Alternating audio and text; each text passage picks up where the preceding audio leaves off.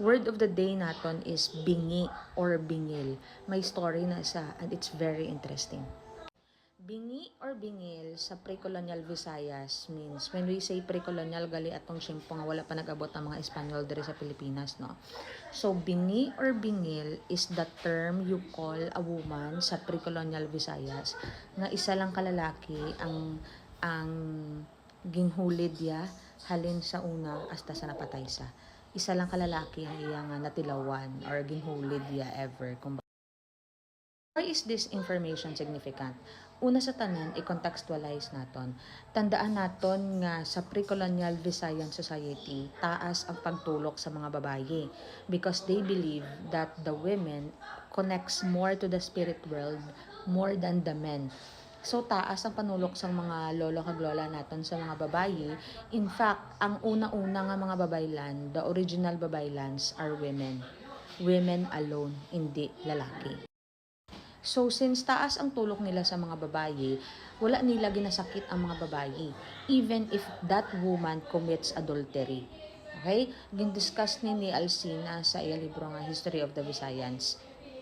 Hambal ni Alcina, ang mga babae kuno, taas sila dungan or malakas ang ilaloob to commit adultery. When you say adultery, kung may asawa ka na, may bana ka na, tapos naghulid kapag sa iban nga lalaki nga may either may asawa or wala.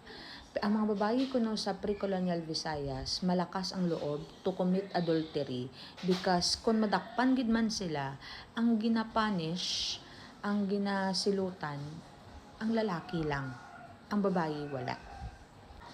Because they were respected that time as this connection to the world of the humans, to the spirit world. So, wala ginasakit ang mga babae during that time. Even kung mag-commit sila adultery, wala sila punishment. Lalaki lang ang may punishment. So, malakas ang loob sa mga babae to commit adultery or maghulid sa bana sang iban or sa biskang wala pa bana because they're not really being punished for that. That's why it's very rare sa tsimpo sang pre-colonial Visayas nga makakita ka babae who chooses just one man for the rest of her life. Isa lang kalalaki ang iyaging pili for the rest of her life. Kumbaga super loyal sa ini nga lalaki. It's very rare. May kultura taya kuno ya sa pre-colonial nga halimbawa ako babae tapos may banan ako pero may nagustuhan ko nga iban nga lalaki. Ang inang lalaki istroyhon niya lang niya akong bana. Bayaran niya lang akong bana mabal siya nga gusto ko imo asawa for 1 year mo ni bayaran ta ka or maaway ta nga duwa para makuha ko sa. So hindi man dato but the bana, the husband can say yes or no. Kung no, ti maaway sila kung naperde sa kinanglan na ihatag ang iya asawa didto sa may gusto kag nagustuhan man sang iya asawa, no? Pero kung mabal sa yes, pwede na siya mabayaran tapos after a year balik lang sa iya asawa, no? May mga amutan ng kultura.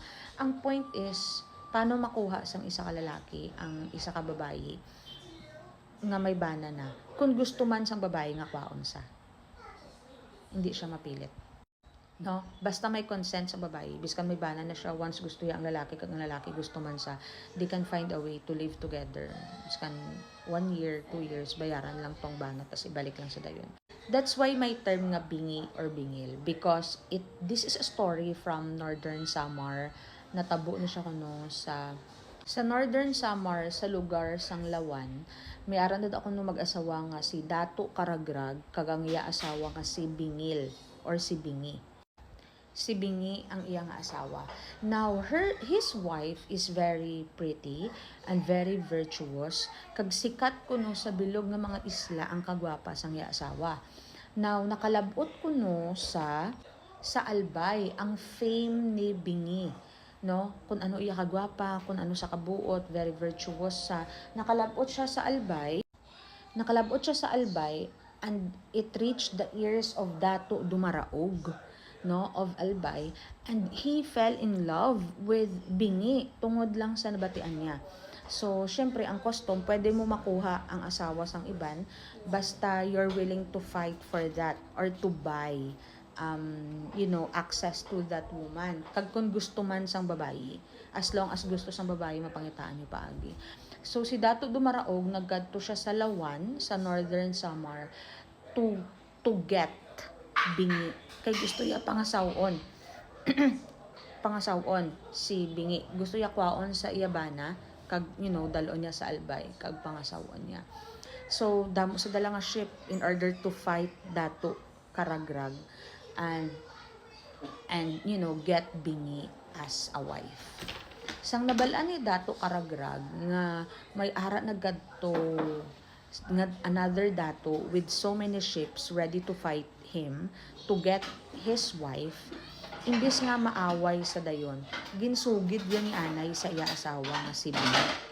Ambalya, muna siguro, my wife, my love, may aridi Dato nga nagkadto para kwaon ka bilang asawa sa akon, agawon ka. Gusto mo. Muna giba mangkot si Bingi. Kay amo na gani, ang custom is once maghambal ang bayan nga gusto ya, the Dato has to let her go or biskan hindi niya pag i-let go pero gusto sang babayi, maaway ang duwa ka Dato kag kun sinong modaog amo na makakuha sa babayi. So gin-inform siya ni Dato Karagrag ang iya nga bana nga my wife, my love, may nagasugat diri sa imo, gusto mo. And then Bingi said, hambalon mo na si Dato Dumaraog nga mas gusto ko pa maging slave ya, gusto ko pa mapatay kesa mag-upod ko sa iya. And that's ikaw ang akon bana lang gid ang akon pilion hasta mapatay ko. And Dato Karagrag was so emboldened by the loyalty of his wife Bingi. When Dato Dumaraog heard this, wala na siya nagpadayon away kay Dato Karagrag. Nagbalik na lang siya sa Albay. And that became the first known story of a woman turning down a man and being loyal to one man all her life. Kag hindi na siya permiga katabo. Kag very rare na siya kunong occurrence sa Visayan society that time. That's why it's called Bingi or Bingil, because Bingi or Bingil of Lawan, Northern Samar, is the first woman who chose to stay loyal with one man all her life. That's why ang babayi ko nga sa pre-colonial Visayas, again, ang babayi nga isa lang kalalaki ang ginpili sa bilog nga kabuhi is called Bingi or Bingil.